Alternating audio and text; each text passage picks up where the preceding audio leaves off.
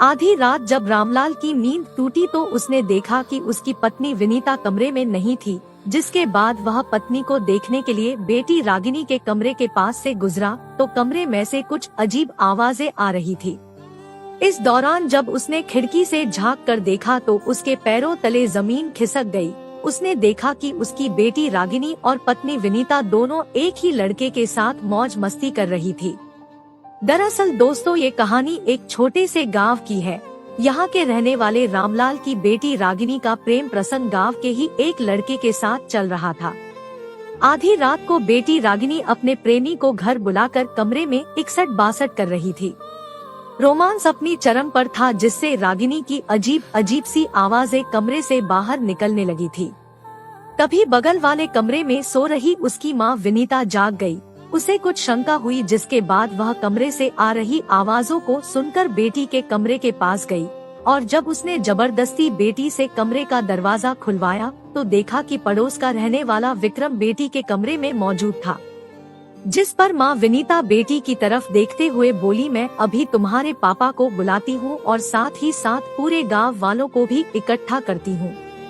इसके बाद वह अपनी बेटी को डांटते हुए बोली, तू यहाँ से जा, मैं इसे इसी रूम में बंद कर देती हूँ और कल सुबह ही इसका फैसला होगा।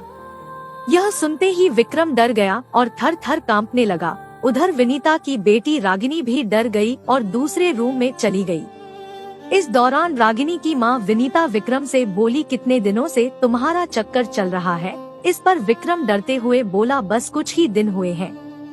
तब विनीता ने विक्रम के कंधे पर हाथ रखा और बोली, डरो मत, तुम मुझसे पहले क्यों नहीं मिले? मुझे भी 61-62 वाला गेम खेलना अच्छा लगता है। तब जाके विक्रम के जान में जान आई और वह रागिनी की माँ से मुस्कुराते हुए बोला, आप कहो तो आपको भी खुश कर दूं। ऐसा कहते हुए विक्रम ने विनीता को सीने से लगा लिया। विनीता भी अपनी बेटी के प्रेमी से नागिन की तरह लिपट गई और फिर दोनों ने 61-62 प्रोग्राम शुरू कर दिया। विक्रम बंद कमरे में प्रेमिका की मां की जिस्म की प्यास बुझाने लगा था। जब काफी देर हो गई, विनीता लौटकर बेटी के पास नहीं आई तो तब रागिनी लौटकर उस रूम के पास गई जहां वह पहले अपने प्रेमी के साथ थी। इस दौरान उसने देखा कि कमरे का दरवाजा बंद था और मां की धीरे धीरे बोलने की आवाज साफ साफ सुनाई दे रही थी। मां की अजीब अजीब आवाजें सुनकर बेटी दरवाजा खटखटाने लगी तो मां बोली, कौन? तो बेटी बोली, मैं रागिनी हूँ। तब माँ ने दरवाजा खोला और बेटी भी रूम के अंदर आ गई। बेटी माँ को अपने प्रेमी के साथ इस हालत में देखकर हैरान रह गई। तभी माँ बोली, जो तू कर रही थी वही मैं भी कर रही हूँ। अब हम दोनों मिलकर 61-62 वाला गेम खेलेंगे। यह सुनते ही बेटी मुस्कुराई और दरवाजा बंद कर दिया, जिसके बाद माँ और बेटी दोनों विक्रम के साथ अवैध संबंध बनाने लगी।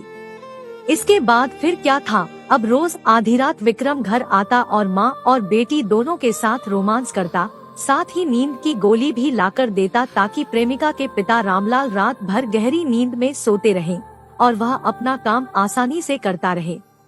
मगर कहते हैं ना कि एक बार के लिए अच्छी बात तो छुप जाती है, मगर बुरी बात सामने आ ही जाती है। एक रात रामलाल सोचने लगा कि आखिर क्या बात है जो आजकल मुझे नींद बहुत आने लगी है। साथ ही वह सोचने लगा कि जैसे ही मैं दूध भरा गिलास पी लेता हूँ फिर मुझे होश ही नहीं रहता, कुछ तो गड़बड़ है, इसलिए आज मैं दूध नहीं पीऊंगा। उस रात भी बेटी रागिनी ने पिता को दूध में नींद की गोली मिलाकर पीने के लिए दिया। रामलाल पहले से होशियार हो चुका था, इसलिए उसने गिलास तो ले लिया मगर पिया नहीं। उसने गिलास को बेड के नीचे रख दिया और चुपचाप लेट गया। पत्नी भी थोड़ी देर बाद कमरे में आई और रामलाल के बगल में लेट गई।